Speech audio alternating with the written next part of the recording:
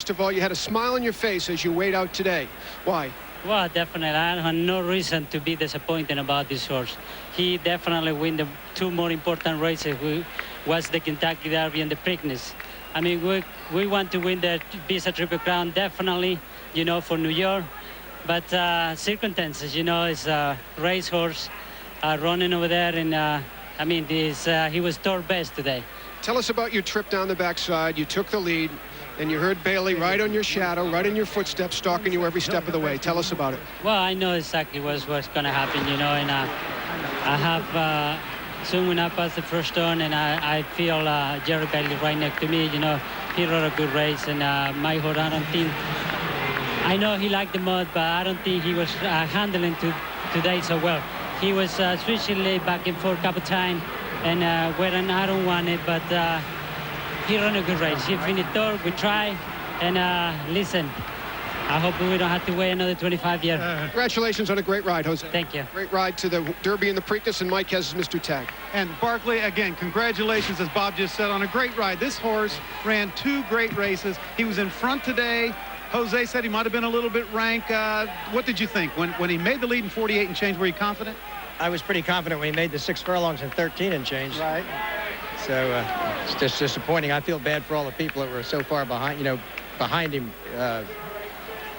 wanting him to win this, you know. Right. Everybody, I think, was wanting to win. The fans here. What about the quick work, the 57-4? In hindsight, I don't think that had anything to do with it. Nothing at all? I really, truly don't think it had anything to do with it, no. He just got beat by a better horse today. Horses always run better when they've had a fast work. I didn't do it on purpose, but I didn't think it had anything to do with it. No, he was fine. He went into it fine. And Barkley, again, you had a great run. You never know what they're going to do in mud. You really don't. He handled the kind of a muddy track at Aqueduct. Well, it wasn't anything like this. And the Pimlico thing that track was perfect that day, you know. So, I mean, this was the first time he's really had to be in the mud. I don't know whether that was it or what it was. But I was pretty confident when he came into it, but he didn't do it. So. And nothing wrong with the way Jose rode him. To go to the front in this slop is probably the right thing to do. I didn't mind at all. I mean, he went to half in 48 and change, and he went to 6 furlongs in 13 and change. You can't ask for any more than that, you know.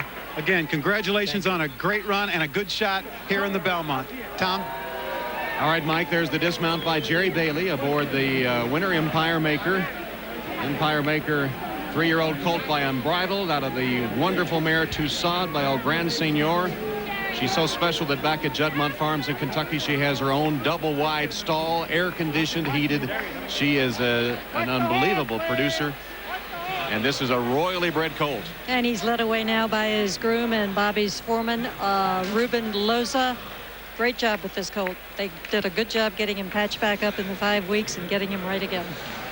Empire Maker, $6, $370, $280. 10 most wanted, $580, $320. Funny side, $270. $44 exacta and a $67.50 trifecta. Let's go to Kenny Rice. Okay, thank you very much, Tom. With me is Pat Day. 10 most wanted runs second in this race. Like Empire Maker, he also had not raced since the Kentucky Derby. What was the difference today than when he finished up the track in the Derby, Pat? Well, I don't know. Empire Maker was maybe a better horse today, but you know, my horse didn't get a lot out of the Derby. He got bumped real hard at the break, and I think that's what when he knocked his back out of alignment. And he never picked up the bit, never really got a lot out of the race. But I tell you, Wally's done an outstanding job with this horse. Obviously, took him out to California, hasn't missed a day of training. Came into the race looking like $1 million and really put up a game effort. I couldn't be more happy. I take that back. I could be only be happier if we were getting our picture taken right now. When you turned for home, you told me earlier that you were looking at Empire Maker. You were going to follow the path of Bailey instead of Funny Side as you were coming for the stretch. Yeah, well, Jerry had run up on the outside of Funny Side, was clocking him all the way, and I was right in behind Jerry. I thought I'd just wait till Jerry, you know, called on his horse off the turn, and then I would drift out and put him to the task. That's the way it worked out. My horse punched hard, got right up to his throat lats, but just couldn't get by him late. Did you have a feeling that maybe there might be a chance when you got in that final 16? Well, at that point, when I hadn't run by him, I was afraid he was going to run out of time. I'd made a big surge up to his throat lats, and then just inside the 8th pole, coming to the 16th pole, we were just holding our ground and not making up much, and I didn't feel like at that point we was going to be able to go ahead and get on by him. Well, great comeback for him today after the disappointment in the Derby. It really was. It was a great race, and honey, I love you. Hope you're feeling better. But we'll imagine that's your wife? Yeah, she's a little down with a little respiratory infection, but I know she's feeling better now. All right, thanks very much, Pat Day. Tom Commendable was the only, up until now, winner of the Belmont Stakes who had only run in the Kentucky Derby and then not raced for 5 weeks. And today we have 2 horses that have come out of the Kentucky Derby, hadn't raced for 5 weeks, and they run 1-2 here in this Belmont. Back to you. Exactly right, Kenny. The 10th time in history that the Derby's beaten favorite avenges his loss in the Belmont, but the first to do so without having at least one more start in between those races. Here's the complete order of finish in the 135th Belmont Stakes. Empire Maker, 10 Most Wanted, Funny Side, Donover, Supervisor, and Scrimshaw. So Empire Maker, trained by a New York-born Jewish man for a Saudi Arabian prince, Khalid Abdullah, wins the Belmont Stakes and gives Bobby Frankel his first victory in a Triple Crown race. Back for the presentation at Belmont Park in just a moment.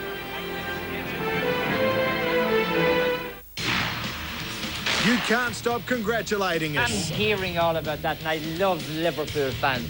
Believe me, I do. You're doing a great job. America is not set up for producing players and pushing them through a system. Your comments are always fantastic. I thought you were a traditionalist, Eddie. How could you tamper with the rules like that? The ideal combination. Hey, it's live television. What are we supposed to do? Yeah. Press Pass, every Friday on ESPN.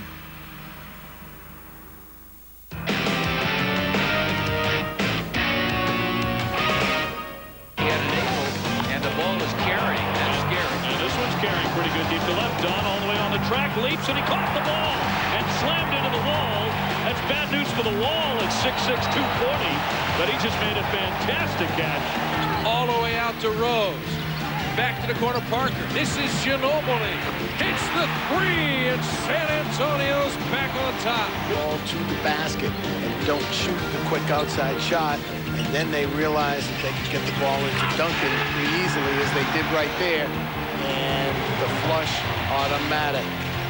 Breakdown that time, but that was a great play by Jason Kidd, finding Kenyon Martin. Spurs break the pressure. Get it to Duncan. Sets up Robinson for the jam. And a pretty good non-call there. Duncan.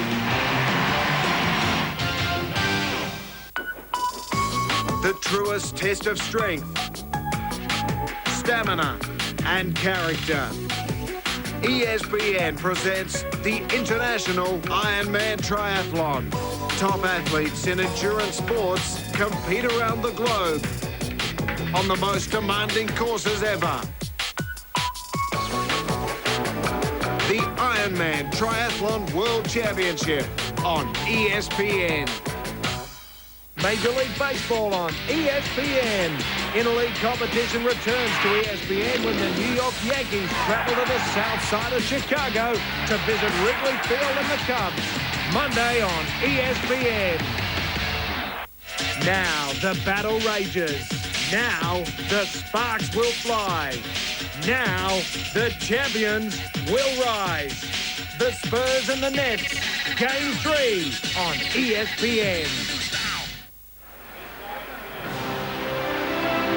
Dark and gray Belmont Park as the results again, the payoffs, the time 2:28.26 on the extremely sloppy track as Empire Maker holds off 10 Most Wanted with Funny Side fading to third. Also talking about the tactics in the race, I wasn't surprised at all to see Funny Side go to the front from that number 4 post position. Were you? Well, we talked about it earlier. The workout was very sharp and very fast in the beginning, and I didn't see any way they were going to be able to steady him back. And even though the fractions weren't that fast, when a rider has to really sit against a horse and fight him that much, it takes something out of him. Now, whether he was going to get the 1.5 miles or not, I'm not sure. But, you know, let's take a look at the replay of the race, and you'll see right in the center is Funny Side in stall number 4.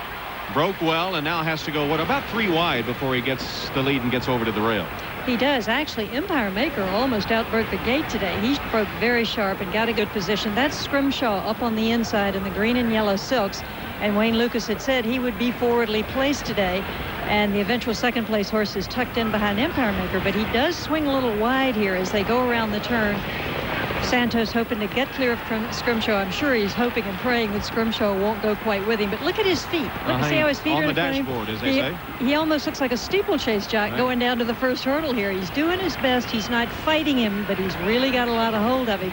But Funnyside's got his ears up. He's going easily. And Empire Maker just behind him.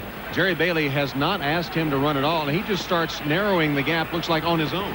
You can almost see Bailey looks like he's locked on radar. You know, he's just stalking right off of him, and he's just measuring and inching up a little bit, probably just to keep Funnyside on the muscle, and because he knows that it's questionable whether he's going to get the whole mile and a half. So he's leaning on him a little bit here, keeping him right in his sights. As Numi talked about earlier, this is almost a match race, and they have to keep each other pretty close together here, not let one get away from the other one. So it's going according to actually what the boys said would happen today. And this is the time that Jerry Bailey said he knew he had Funnyside measured, because he had been Rank and Santos unable to really control him. So he's just moving up at a leisurely pace. Scrimshaw right in there, but on the rail, will eventually fade to last after this and into the turn.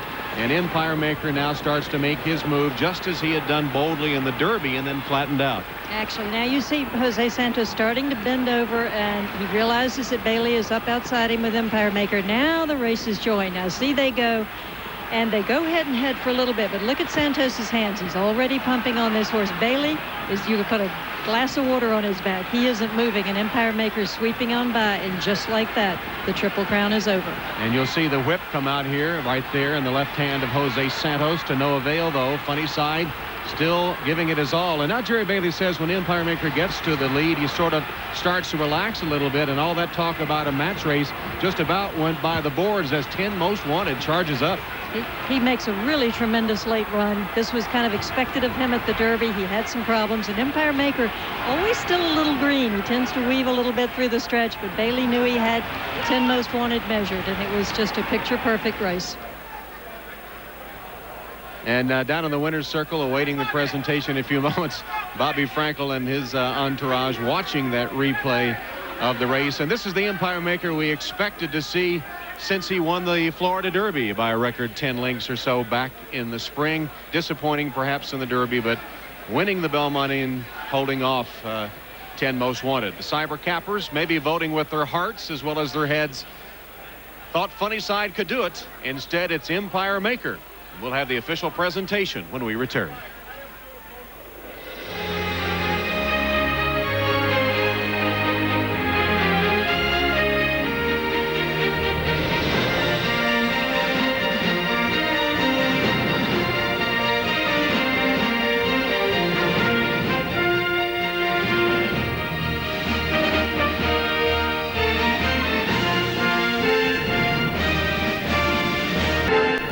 On the winner's platform with Empire Maker's connections and New York Governor George Pataki, Tim Smith, the commissioner of the NTRA, the chairman of the NYRA, Barry Schwartz, and the president and CEO of Visa USA, Carl Pascarella. For the 5th time in 7 years, the $5 million has been on the table, and still no one cashes the check. Well, I think, Bob, this just proves how difficult it is to win the Visa Triple Crown. It's one of the most difficult sports challenges, I think, in the world. And I want to take this opportunity to congratulate Empire Maker, Juddmonte Farms, Bobby Frankel, and of course Jerry Bailey. They did a great job. But I'd also like to just take an opportunity to thank Saratoga Stables and Funnyside and everything they've done for racing over the last few weeks. It's been great. It's been a great run. It's been great for Visa, great for thoroughbred racing, and I think great for the people across the United States. And the 5 million rides. We get them next year. All right, Carl, thanks very much. Barry Schwartz is the chairman of the New York Racing Association. The microphone is yours. Thanks, Bob. This was really a spectacular day for racing. I just want to thank the fans in New York who've proven once again that they are the greatest fans in all of sports. 100,000 came out today on a day like this, and I think that's just great. And now, to present the trophy for the 135th running of the Belmont Stakes, the governor of the great state of New York, the Honorable George Pataki. Thank you, Barry. And let me first say to the whole Sackett Harbor group, Saratoga Stable, and everybody involved with Funnyside, thank you for bringing a level of excitement to racing in New York and across the country we haven't seen in a long time. To Bobby Frankel, John Chandler, And of course, to a great jockey, Jerry Bailey. Congratulations, Jerry, on a great ride. And to Empire Maker and everyone involved, congratulations on winning one of the great races, if not the greatest race ever held, the Belmont Stakes. There you go, John. Dr. John Chandler accepts the trophy. Thank you. We're very sorry that New York didn't get the Triple Crown for the New York bred, but I've got the second best thing, or the best thing, a New York bred trainer. And he has done a super job with the horse, and we're very excited about it. Thank you. Congratulations. Bobby Frankel, everybody came here looking for a New York story. They thought it would be Funny Side. They got a different New York story. A Brooklyn-born trainer, Hall of Famer, 4-time Eclipse Award winner, but never a Triple Crown win until today. Well, it's a great race for me, and this is probably the biggest thrill I've had in racing, to be honest with you. And I'm just excited for the horse because I knew he was the best horse, and he came through. Is there, despite the joy in winning this race, a little feeling of regret because this horse might have had the makings of a Triple Crown winner? Well, it was meant to be like it is. You know, he got hurt before the Derby, and we had to change our plans, and it didn't work, and at least a little redemption now. Bobby Frankel, congratulations, here with his daughter Bethany. Let's move over to jockey Jerry Bailey with son Justin and wife Susie. Let's talk about Justin for a second, because before the Derby you mentioned that when you last won the Derby, Justin was only 3 years old, and you wanted him to be able to share with you and remember you winning a Triple Crown race. Yeah, even though we couldn't win the Derby, he was born in New York, and he's going to be a New Yorker, so this is the next best thing I can do. They say that the Belmont is a jockey's race. You rode a great race today. You tracked Funny Side the whole way, made your move on the turn. This was pretty much the way you planned it. It is. I walked in the paddock, and Bobby said, you know, ride him like you want to ride him. And I rode him like he was the best horse because I thought he was, and he proved he was. You told us before the race that 10 Most Wanted was a horse you had a lot of regard for. Even after you'd moved by Funny Side, you had to worry about 10 Most Wanted. I did, you know, and as Empire Maker is accustomed to doing, he eases up when he makes the lead, and you couldn't believe the deafening roar of this crowd when we turned for home. And he threw his ears up and kind of went into second gear and waited for 10 Most Wanted, but then he kind of accelerated again. You've ridden a lot of horses over the years. How good is Empire Maker? He's the best 3-year-old I've ever been on, and I think he'll prove as the year goes on he's a really great horse in himself. Justin, did you have fun today? Yes. Proud of your dad? Yes, I am. Congratulations to Empire Maker, all of his connections. Back upstairs, Tom Hammond. All right, Bob Costas, thank you very much. And Charles C., now we can look forward perhaps to a rematch at the Breeders' Cup. Well, indeed we can, and this horse has obviously lived up today to what it was that he was meant to be, but it makes you realize just how hard it is to win the Triple Crown. And it reminds me of the words of our dear colleague Jim McKay, who said, the wonder of it is not that there are so few, but that there are so many who have won the Triple Crown. So now we have the longest gap in racing history since the last Triple Crown winner, and one wonders when it will be accomplished again. It continues to rank as one of the most difficult feats in sport, but if it is anything, racing is a game of hope. Maybe next year.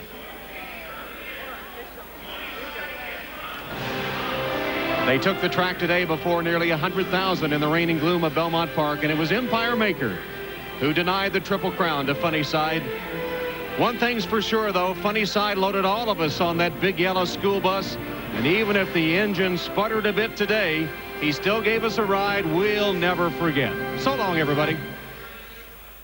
ESPN goes spanning the globe this June to bring you the world.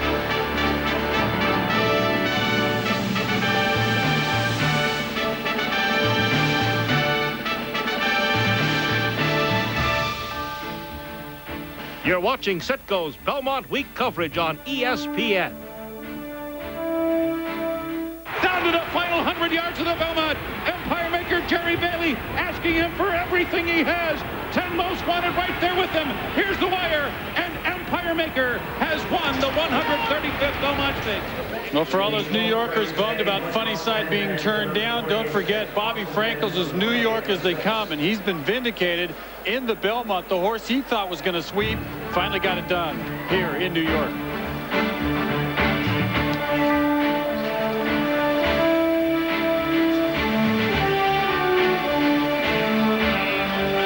Welcome back to New York. We've been here all day, looking forward to the 135th Belmont Stakes. Kenny Mayne here along with Randy Moss. We're going to show you In case you missed it, or if you'd like to see it again, Funny Side, the heavy favorite. The heavy favorite ended up at even money. Empire Maker for a long time was painted, Randy, like 4-1. We thought that was a steal. But we'll go on record saying we thought he would win. 2-1. 2-1. The program line had even money on Funny Side, 6-5 on Empire Maker, but the public went for Funny Side in a big way. Sentiment. New York people here, rain-soaked, cheering their lungs out. Sentimental also about Supervisor, apparently. Tom Durkin had the call.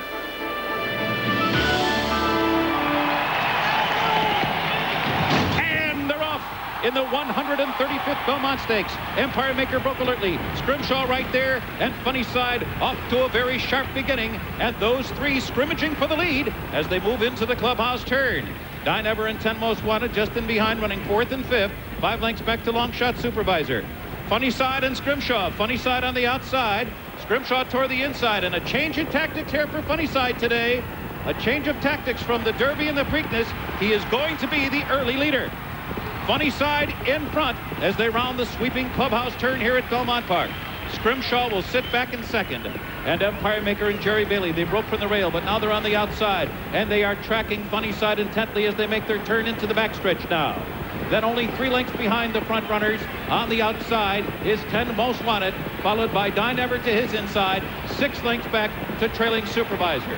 The quarter in 23 and 4. The half in 48 and 3/5 seconds. Honest enough.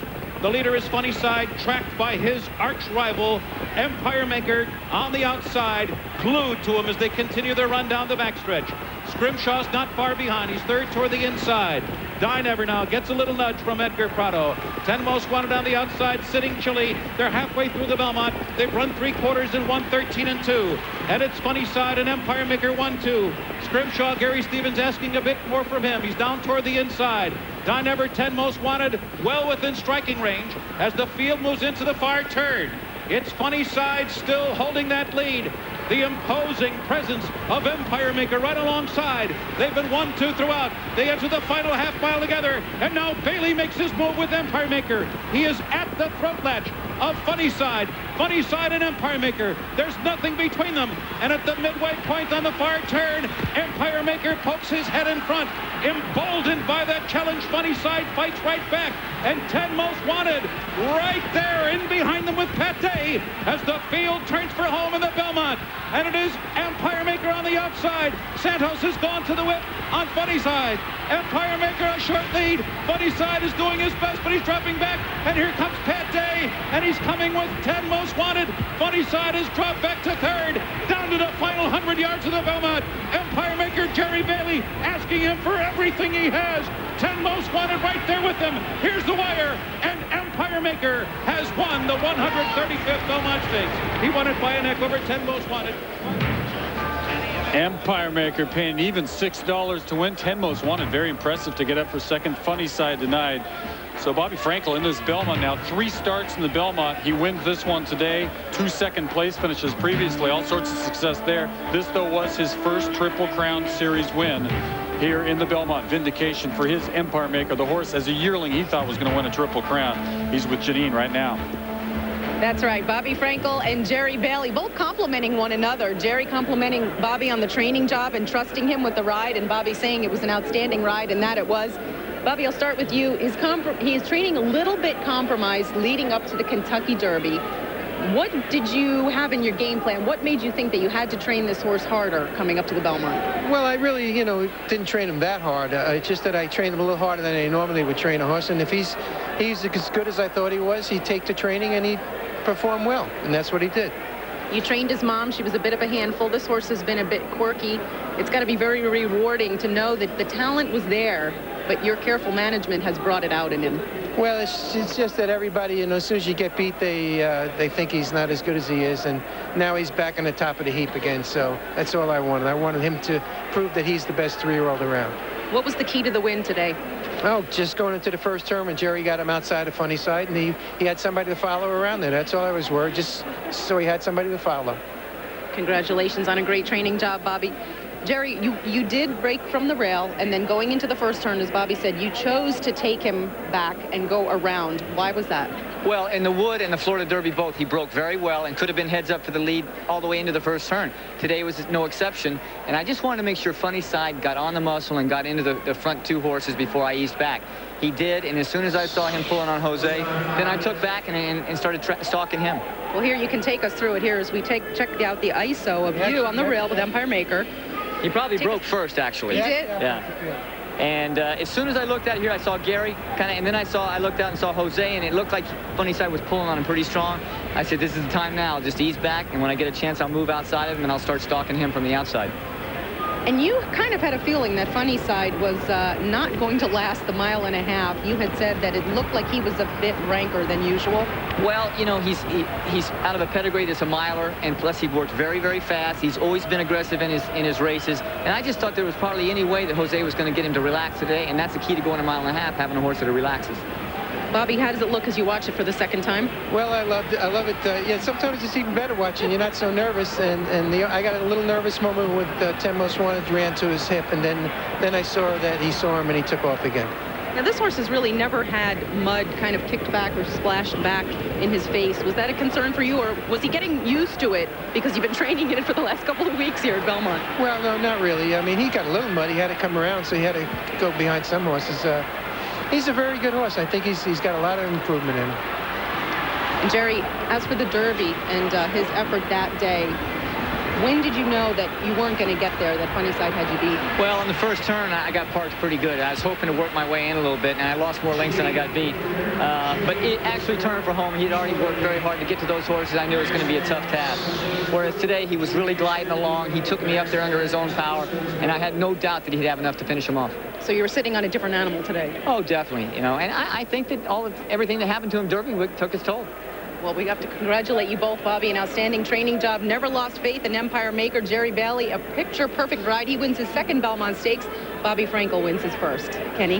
All right, Janine, thanks for that. Jerry Bailey, now 2 for 18 all-time in the Belmont. Had all sorts of other success in the Triple Crown Series. Of the last 5 Derby-beaten favorites, 4 now have won. So Empire Maker joining that list. And wholeheartedly agree with Bobby Frankel's assessment that the key to the race for Empire Maker was going into the first turn when Bailey was able to get him off the rail. Because not only did it put Empire Maker in the same position he prefers to be, the same position he was in the Wood Memorial, tracking Funny Side from the outside, but also the inside part of the racetrack today is not the best part of the track. We got that tip earlier in the day after a winning ride. And Jerry Bailey also talked about it on NBC during their telecast. So not only did he accomplish one goal, but he got him off the worst part of the track onto the better part of the track. And who knows, that it certainly didn't hurt. Empire Maker back to the top of the class in the 3-year-old division. We're coming right back from Belmont after the running of the 135th Belmont Stakes. No Triple Crown, but they go 2 for 3 all the time. It could happen again next year. Who knows? Jerry Bailey, Empire Maker, the winner here today. This ESPN presentation of Citgo Triple Crown is brought to you by Citgo. We know you. By Visa, proud sponsor of the Visa Triple Crown. By Budweiser, the best things in life are the things that are true. Budweiser. By Long John Silver's, dive into something different.